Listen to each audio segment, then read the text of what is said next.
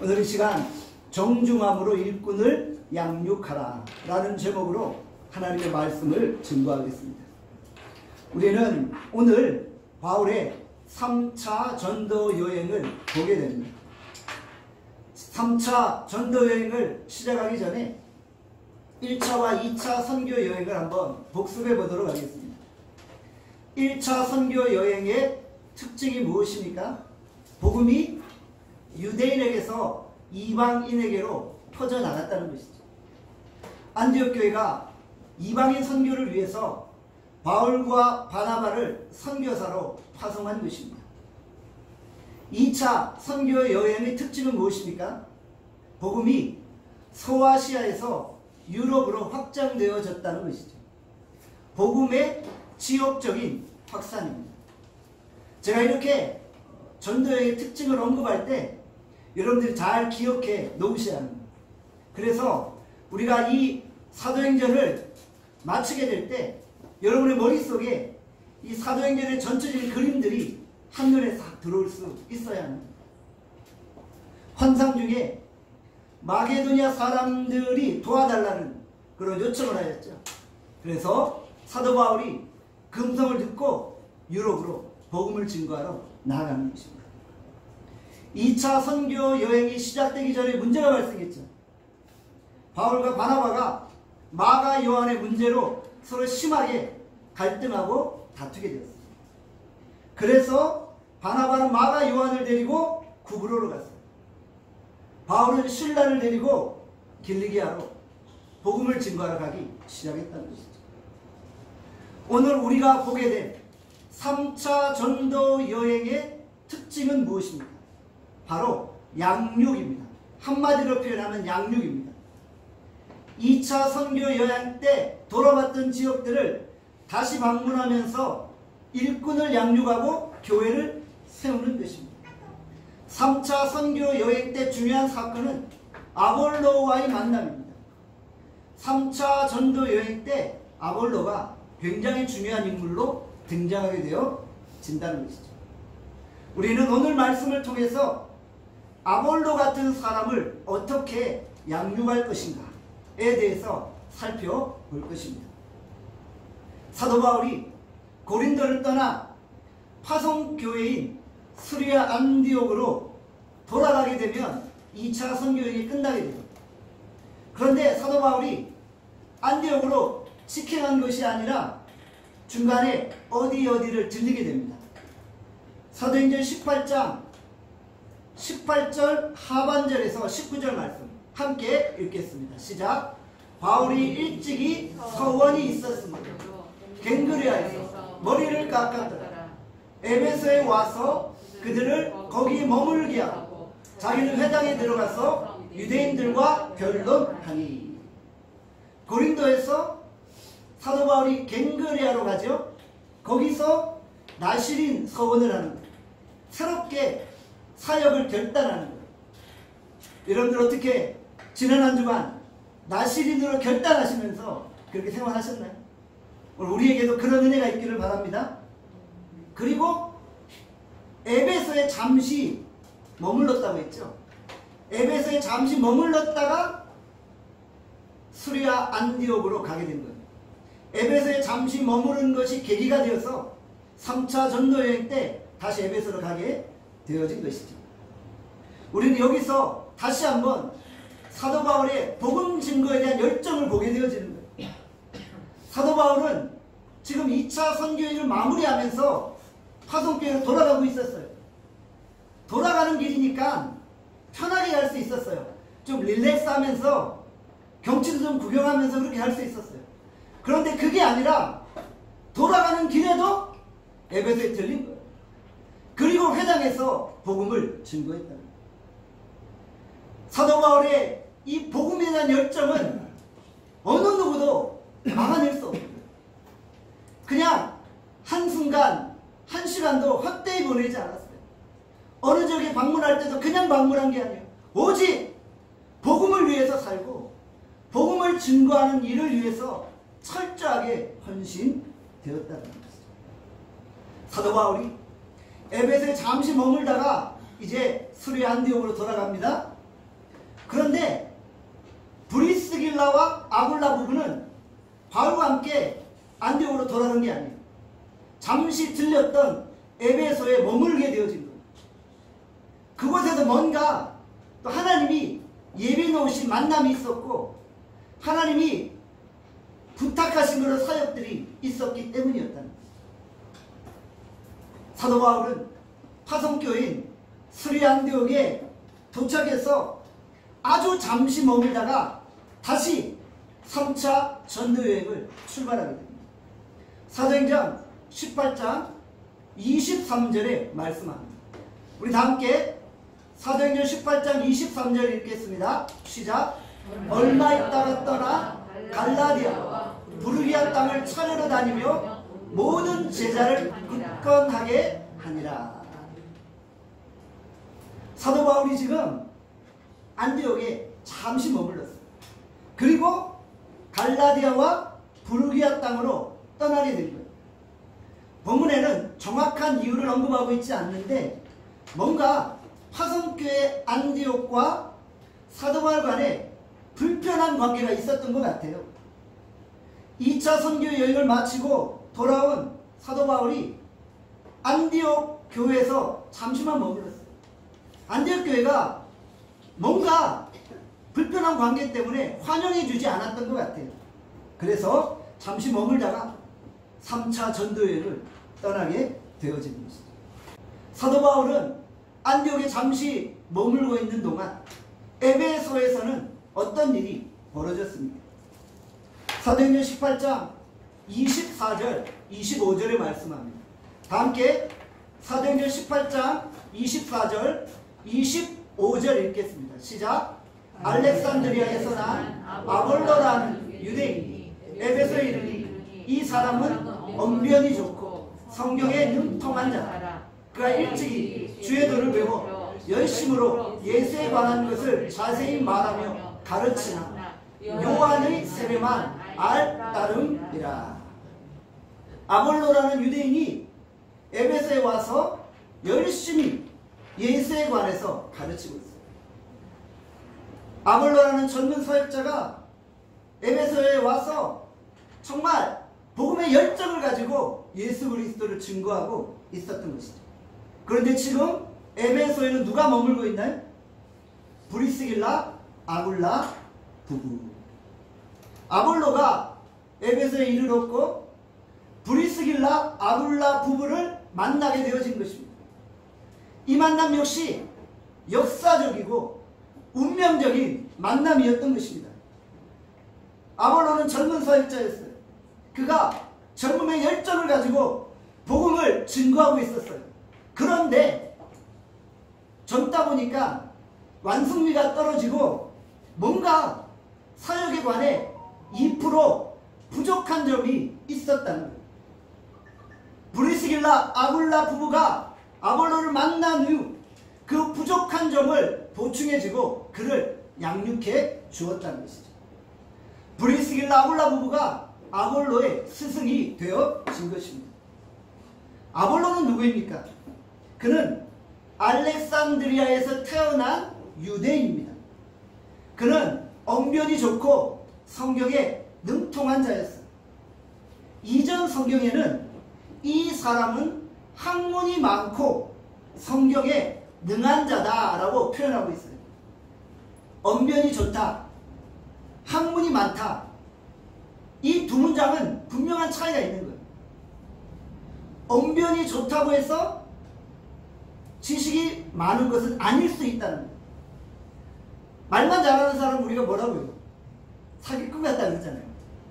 아는 것은 별로 없는데 말만 유창하게 하는 거예요. 모든 걸 다 아는 것처럼 말하는 거예요.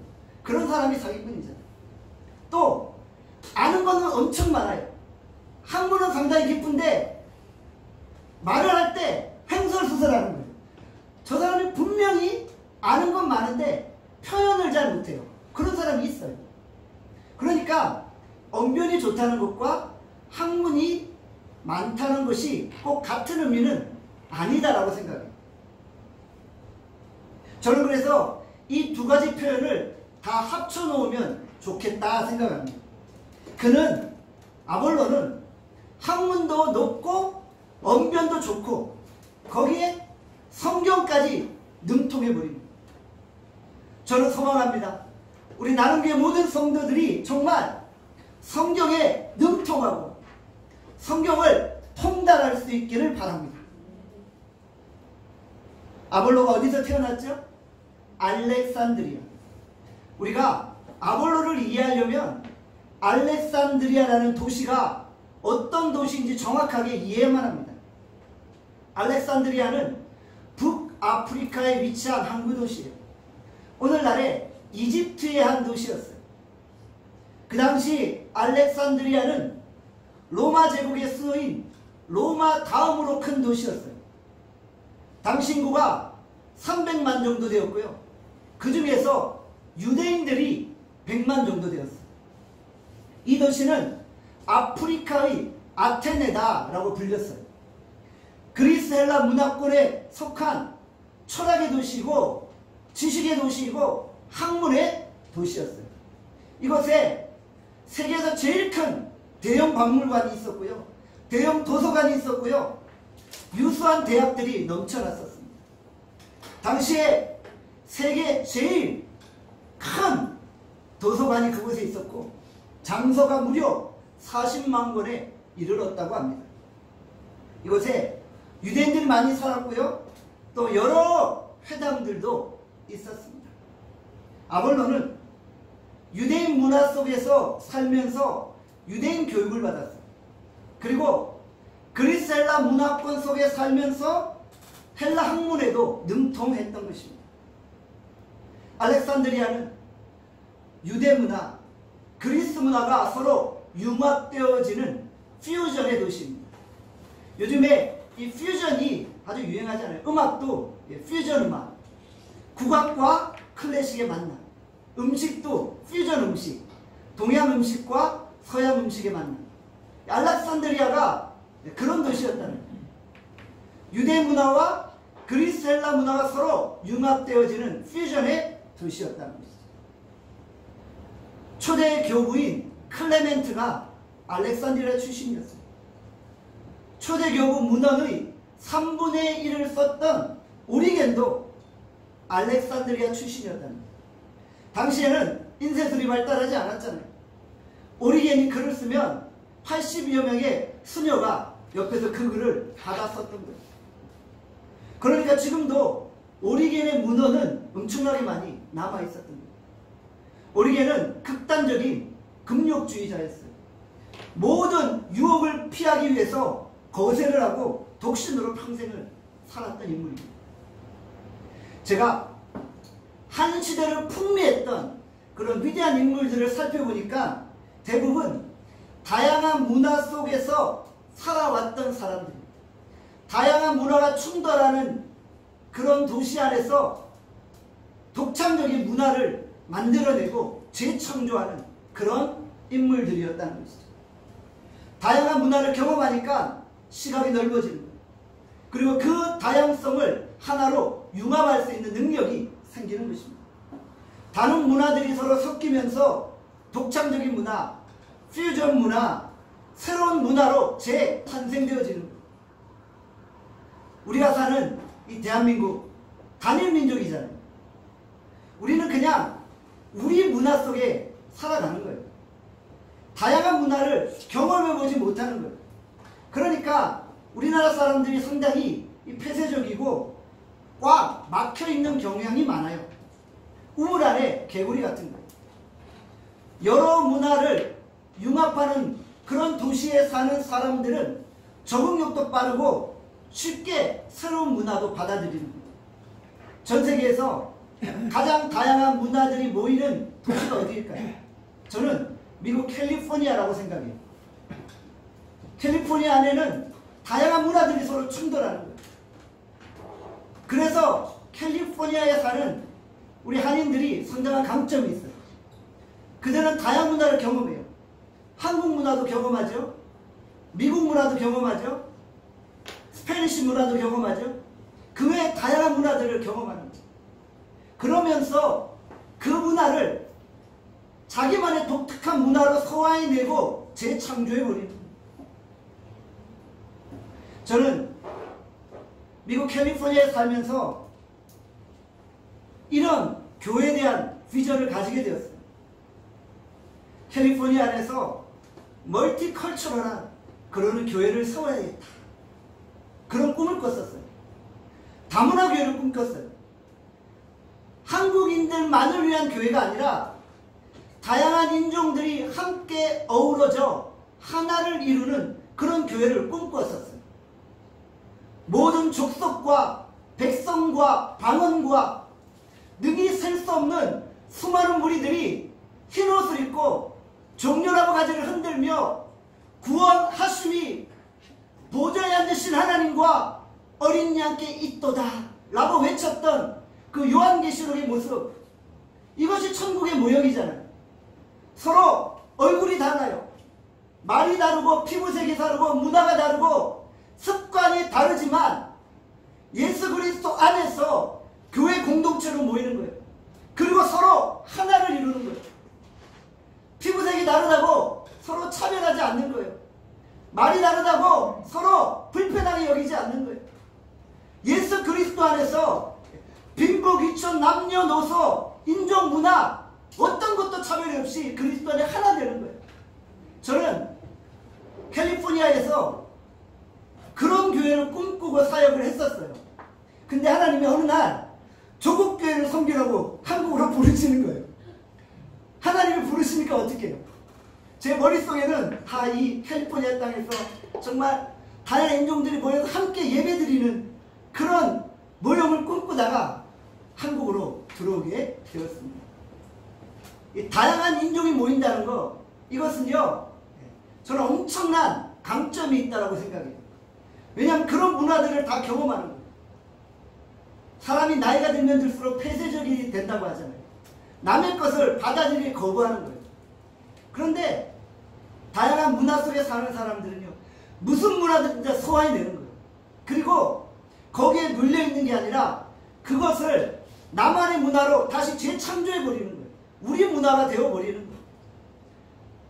그래서 제가 아까 말한 것처럼 다양한 문화 속에서 충돌하며 살아왔던 사람들 중에 시대적인 인물이 나오는 것 같아요.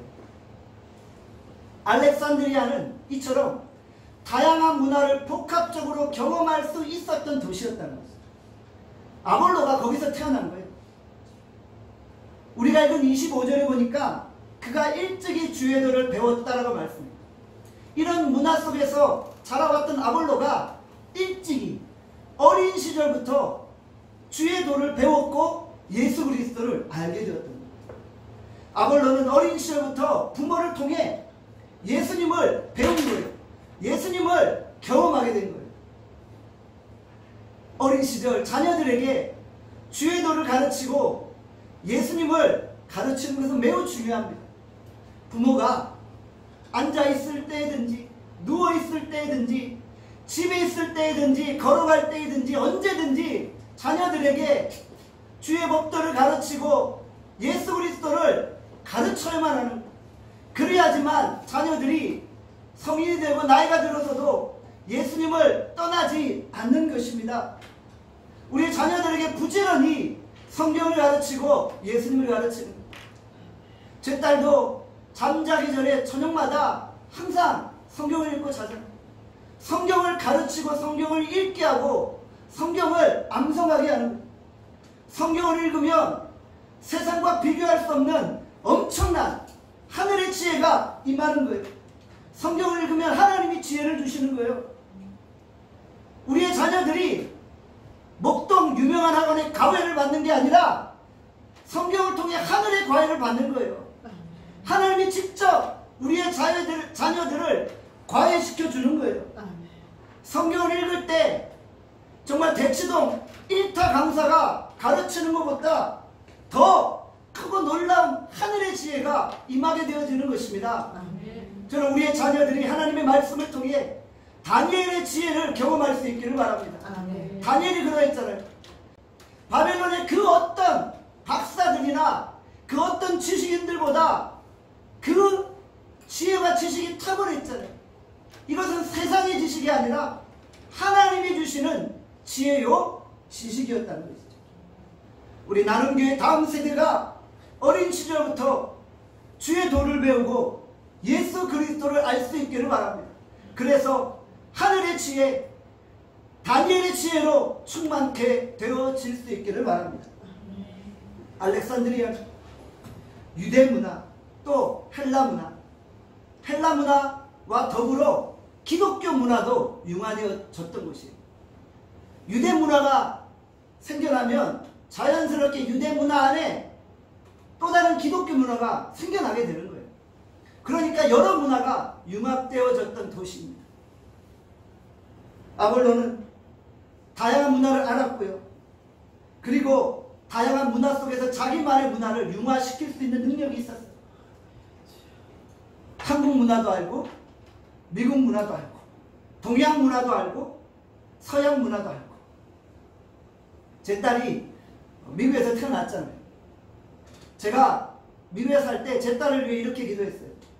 하나님, 제 딸은 정말 완벽한 100% 한국인이요, 또 완벽한 100% 미국인으로 이 땅에서 살아가게 해주십시오. 한국 문화 속에 어울리면서 뒤처지지 않게 하시고, 미국 문화 속에 들어가서도 전혀 어색함이나 뒤처짐이 없게 해주십시오. 미국 문화 속에서 미국인들을 추도하는 그런 사람이 되게 해주십시오. 제가 그렇게 기도했던 거예요. 제가 왜 이런 기도를 했냐면요, 제가 미국에서 우리 자녀들을 이렇게 바라보니까요, 자기는 미국인도 아닌 것 같고 한국인도 아닌 것 같고, 이 친구들이 정체성이 모호해요. 항상 회색지대에 있는 거예요. 그런데 안타까운 거예요. 이 얼마나 강력한 장점을 가지고 있는데 자기의 정체성을 발휘하지 못하는 거예요. 얼마든지 100% 한국인이고 100% 미국인이 될 수 있어요. 그런데 100% 한국인도 아니고 100% 미국인도 아니게 돼버립니다. 그래서 제가 그렇게 기도했던 기억이 있어요. 그런데 이제 한국에 들어와서 보니까 100% 한국인만 돼버린 거예요. 이제는 100% 한국인이에요. 내가 무슨 미국인이냐 그래요. 나 아니래요. 시민권을 가지고 있는데 자기는 미국인이 아니래요. 제가 왜 이런 말씀 드립니까? 우리의 자녀들이 전 세계 다양한 문화 속에서 치열하게 경쟁하면서 자기만의 독특한 문화를 발휘하고 다른 문화들을 융화시키며 세상을 이끌어가는 그런 인재들, 리더들이 되어야 한다는 것입니다. 사도행전 18장 26절 상반절의 말씀, 사도행전 18장 26절 상반절 말씀 함께 읽겠습니다. 시작. 그가 회당에서 담대히 말하기 시작하거늘 브리스길라와 아굴라가 듣고. 아볼로가 회당에서 예수님을 증거하고 있어요. 그는 언변이 좋았잖아요. 그는 학문도 높았잖아요. 더더군다나 성경도 통달했잖아요. 이런 사역자가 몇 명이나 될까요? 부럽습니다. 아볼로를 보니까 부러워요.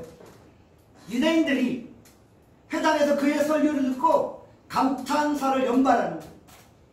회당에 젊은 스타 설교자가 나타났는데 그가 입을 벌릴 때마다 막 사람들이 환호성을 치는 거예요. 센세이션이 일어나는 거예요. 그런데 그 회당에 누가 있었나요?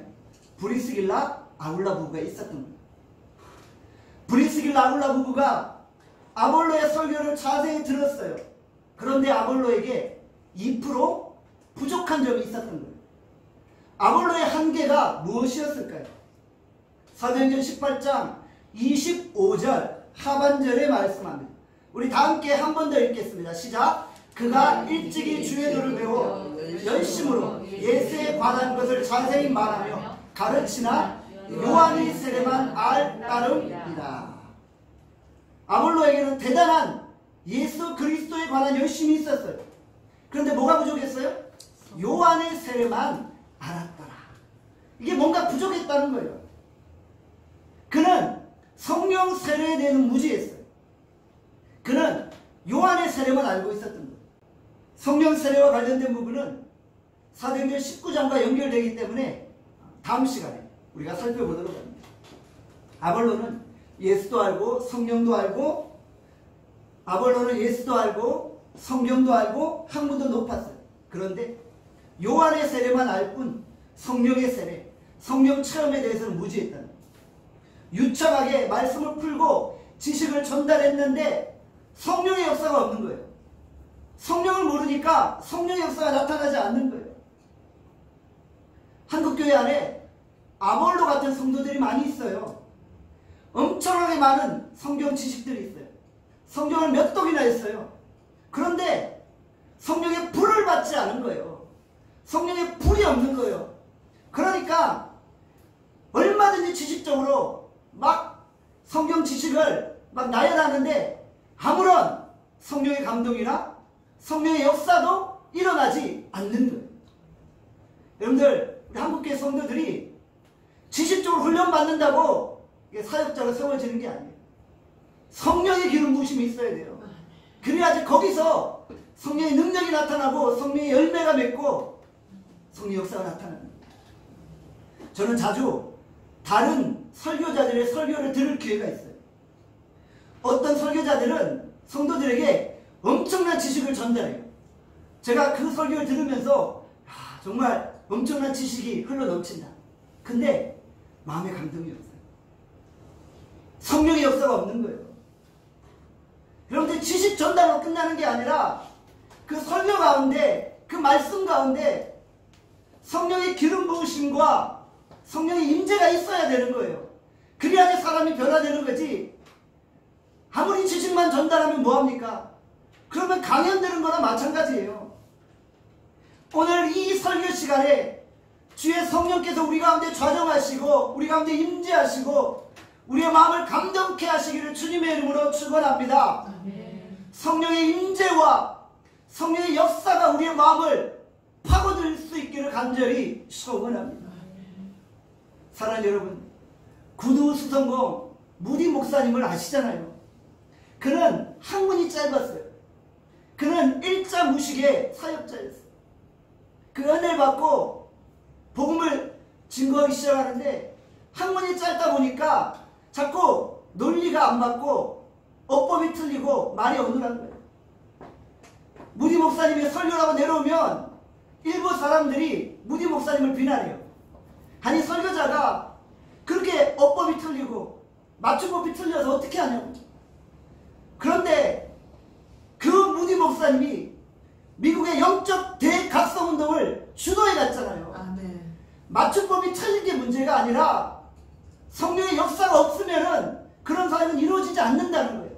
그런데 학식도 부족하고 여러 가지 조건도 연약함이 있을지라도 그 가운데 성령의 역사만 있으면 그 사람을 통해 하나님은 부흥을 주도해 가신다는 거예요. 브리스길라 아굴라 부부는 아볼로를 보자마자 필이 꽂힌 거예요. 성령의 감동이 있었던 거예요. 아, 이 사람은 뭔가 하나님이 귀하게 사용하실 사람이다. 보통 사람이 아니라는 느낌을 받은 거예요. 그런데 그에게 부족한 점이 있구나.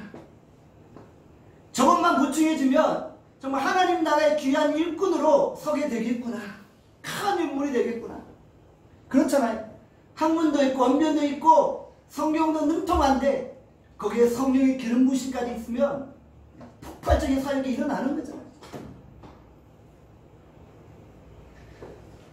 저는 매주 설교 준비를 마치고 항상 간절한 마음으로 하나님께 구합니다. 주여, 다른 거 다 필요 없습니다.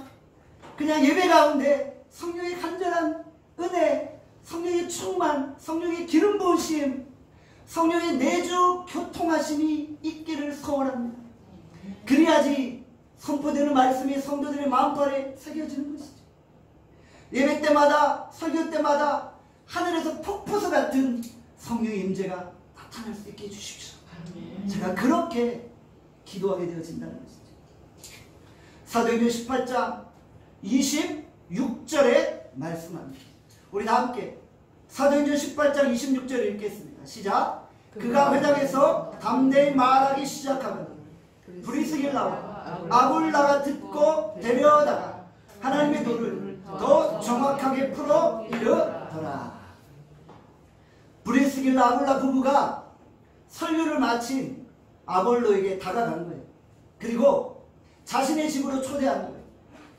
그리고 하나님의 도에 대해서, 특별히 성령의 기름 부으심에 대해서 더욱 정확하게 자세하게 풀어 주었던 것입니다. 브리스길라 아굴라 부부는 누구에게 제자 훈련을 받았어요? 사도 바울에게 받았잖아요. 사도 바울에게 역사하셨던 성령을 체험했잖아요. 사도 바울에게 배웠던 것들을 아볼로에게 그대로 다 쏟아내는 거예요. 다 전수해 준 거예요. 다 가르쳐 준 거예요. 여기서 우리는 아볼로 같은 사람을 어떻게 가르치고 양육해야 하는지를 봐야만 하는 것입니다.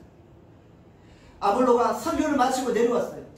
그때 브리스길라 아굴라 부부가 다짜고짜 나가서 막 지적질하고 그러지 않았다는 거예요. 젊은 사역자, 당신 이런 부분이 부족해. 이런 부분이 잘못되었어. 왜 사역자가 성령도 몰라? 이렇게 접근하지 않았다는 거예요. 그냥 잔소리같이 막 해대지 않았다는 거예요. 그러면 상대방이 마음을 열까요? 오히려 마음이 다치지요. 들으려고 하지 않죠. 브리스길라 아굴라 부부는 너무나도 지혜로운 사람이었어요. 회당에서 말씀을 듣고 나서 정중하게 아볼로에게 다가가 말을 건넵니다. 아볼로 목사님, 오늘 말씀에 너무나 큰 은혜를 받았습니다. 말씀에 대해서 더 가르침을 받고 싶은데 혹시 우리 집에 오셔서 함께 식사하실 수 있으세요? 자연스럽게 아볼로를 집으로 초대하고, 그리고 은연중에 아볼로가 모르는 부분, 아볼로가 깨닫지 못한 부분들을 가르쳤던 거예요. 성령의 기름 부으심과 성령의 세례를 가르쳤던 거예요. 양육은 이렇게 해야 되는 거예요. 양육은 정중하게 해야 되는 거예요. 내가 너보다도 많이 알고 내가 너보다도 우월하기 때문에 무조건 배워, 잔소리하지 말고 윽박지르는 게 아니에요. 겸손하게, 그리고 정중하게, 정말 성령의 기름 부으심이 그 가운데 나타나도록 정말 그렇게 가르치는 거, 양육하는 거예요. 정중함이 있어야 되고요, 겸손함이 있어야 되고요, 또 양육에는 가장 중요한 성령의 기름 부으심이 있어야 되는 거예요. 우리 과거 부흥사 목사님들 한번 생각해 보세요. 강단에서 막 욕을 하시는 분들이 있어요. 저는 그런 걸 보면은, 아니 왜 이렇게 무례해 저분이. 성도들 앞에 설교를 하는데 너무 무례한 거예요. 여러분들, 무례한 건 성령의 역사가 아니에요. 사랑은 무례하지 않잖아요. 사랑의 하나님이 어떻게 우리를 무례하게 대하시겠어요? 정말 인격적으로 대하는 거예요. 정중한 거예요. 겸손한 거예요. 그리고 가장 중요한 성령의 기름 부으심과 성령의 능력으로 사람을 양육하는 거예요. 사람은 지식으로 변하지 않습니다. 지식적으로 아무리 나열해도요, 참 저 사람 많이 안 해. 그걸로 끝나는 거예요. 마음을 움직이는, 마음을 감동하게 해야 되는 거예요. 그건 성령의 역사예요. 마음이 열리고 그 마음 가운데 성령이 기름 부으시고, 그때 사람이 변화되어지고 일꾼으로 세워지고 일꾼으로 하나님 앞에 쓰임받게 되어지는 것입니다. 우리가 때때로 범하는 실수가 무엇입니까? 뭔가 잘못된 점을 지적하려는 정의감에 불타버리는 거예요. 겸손도 없고 정중함도 없고 사랑도 없이 그냥 상대방에게 지적질해야 되는 거예요. 내가 가지고 있는 지식이 상대편에게 전달되어지기 위해서는 설득해야만 돼요. 지혜롭게 설득해야만 돼요. 사람의 마음을 녹여야만 사람이 변화되는 거죠. 브리스길라 아굴라 부부가 나이도 많고 신앙의 선배였지만 결코 무례하지 않았다는 것이죠. 우리 한국 사회가 이 나이 문화잖아요. 나이가 많은 사람이 뭔가 나이가 어린 사람들에 대해서 그냥 이렇게 함부로 대하려고 하는 경향들이 있잖아요. 브리스길라 아굴라 부부는 정중하게 아볼로에게 다가갔다는 거예요. 정중함으로 일꾼을 양육하는 것입니다. 성령의 기름 부으심으로 일꾼을 양육한 것입니다. 그들은 아볼로의 스승이 되어서 한 일꾼을 온전한 그리스도의 제자로 세우는 것입니다. 브리스길라 아굴라 부부가 얼마 전까지만 해도 바울에게 배우는 입장이었잖아요. 얼마 전까지만 해도 브리스길라 아굴라 부부도 초신자였어요. 그런데 어느 순간 하나님의 사람으로 세워져서 다른 제자를 양육하고 있는 거예요. 다른 제자를 재생산하고 있는 거예요. 여러분, 하나님의 나라가 이와 같습니다. 초신자들도요, 성령의 기름 부으심과 정중함 가운데 양육받으면 또 다른 제자를 재생산할 수 있는 거예요. 우리 나눔교회 초신자들이 있나요? 나는 언제까지 초신자다라는 그런 생각하지 마시고요. 훈련 받으시는 거예요. 그리스도의 제자로 양육받는 게 세워지는 거예요. 그리고 나를 통해 또 다른 제자가 재생산되어지는 거예요. 내가 또 다른 제자를 양육하는 거예요. 그렇게 해서 하나님의 나라가 이 땅 가운데 편만한 거예요. 그렇게 할 때 성령이 이 땅 가운데 충만하게 임재하시는 것입니다. 사랑하는 여러분, 여러분들 한 분 한 분이 복음과 성령의 능력으로 양육받고 여러분들이 또 다른 제자들을 양육할 수 있기를 바랍니다. 사도행전 18장 27절에 말씀합니다. 27절 말씀 함께 읽겠습니다. 시작. 아볼로가 아가야로 건너 가보자 하며 형제들이 그를 격려하며 제자들에게 편지를 써 영접하라 하였더니 그가 감에 은혜로 말미암아 믿는 자들에게 많은 유익을 주니. 아볼로가 아가야 지방으로 가보자 합니다. 아가야 지방 하면 뭐가 생각나나요? 고린도가 생각나죠. 아볼로가 고린도로 가보자 했어요. 그때 브리스길라 아굴라 부부가 편지를 써준 거예요. 추천서를 써준 거예요. 브리스길라 아굴라 부부가 고린도 교회를 세웠잖아요. 브리스길라 아굴라 부부가 좋은 추천서를 써주니까 고린도 교회가 아볼로를 두 팔 벌려 맞이한 거예요. 아볼로가 고린도 교회 안에 잘 정착하고 평탄하게 사역의 길이 열린 거예요. 그리고 그가 학문과 언변과 성경의 통달함으로 고린도 교회 성도들을 양육하고 그들에게 많은 유익과 큰 영적인 영향력을 미치게 된 거예요. 본인이 부족했던 성령의 기름 부으심과 성령의 세례까지 겸비하여서 폭발적인 놀라운 사역의 결과들을 나타내 보였다는 것이죠. 브리스길라 아굴라 부부가 아볼로에게 좋은 추천서를 써줬잖아요. 누구에게나 좋은 추천서를 받는다는 것은 매우 중요합니다. 나눔교회 성도들이 안경민 담임 목사를 바라보며 저에 대해 좋은 추천서를 써주실 수 있기를 바랍니다. 아멘. 그리고 담임 목사가 나눔교회 성도들을 바라보면서 여러분 한 사람 한 사람에게 좋은 추천서를 써줄 수 있기를 바랍니다. 우리 나눔교회 성도들은 대한민국에서도 최고로 멋지고 최고로 열심이고 정말 믿음이 좋은 성도들입니다. 이것이 저의 진심입니다. 나눔교회 담임 목사님은 대한민국에서 정말 최고로 열정이 있고 사랑이 넘치는 목사님입니다. 라고 고백할 수 있기를 바랍니다. 서로에게 좋은 추천을 해주는 거예요. 이래야지 나눔교회가 세워지는 거예요. 사랑하는 여러분, 기억하시나요? 우리 나눔교회가 양육했던 아프리카 부룬디에서 오신 제로미 선교사님, 여러분 아시죠? 나중에 예배 후에 우리 제로미 선교사님 영상을 한번 보도록 할게요. 제로미 선교사님이 우리 교회에서 함께 양육받을 때 하루는 저에게 찾아왔어요. 목사님, 제가 미국에 있는 신학교에 박사과정으로 입학을 하려고 합니다. 저에게 추천서를 써주세요. 제로미 선교사님이 상담학을 전공하셨거든요. 그리고 상담학 박사과정을 입학하려고 하는데 저에게 추천서를 부탁한 거예요. 제가 정말 진심으로 최선을 다해 최고의 찬사를 가지고 추천서를 썼어요. 그리고 그 학교로 발송을 했어요. 몇 달이 지난 후 학교 측에서 연락이 온 거예요. 제롬 선교사님이 박사과정에 입학을 했다는. 할렐루야. 제가 얼마나 기뻤는지 몰라요. 저하고 같이 신앙생활하고 제가 양육했던 제롬 선교사님이 미국에 있는 상담학 박사과정에 입학하고 또 거기서 훈련받고 하나님의 사람으로 세워질 생각을 하니까 기쁜 거예요. 그를 통해 수많은 상처 입은 사람들이 상담받을 생각을 하니까 가슴이 벅차오르는 거예요. 저는 우리 교회가 돕는 외국인 선교사들, 우리가 양육하는 외국인 선교사들에게 단 한 번도 무례히 행동하지 않았어요. 정말 그들 지극하게 섬기려고 했고요. 정성을 다해 섬기려고 했고요. 주장하는 자세가 아니라 겸손하게 그들을 설득하려고 했어요.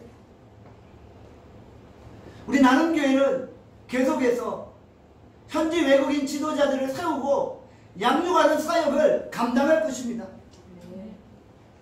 아볼로가 온전한 일꾼으로 세워지기 위해서 누가 필요했어요?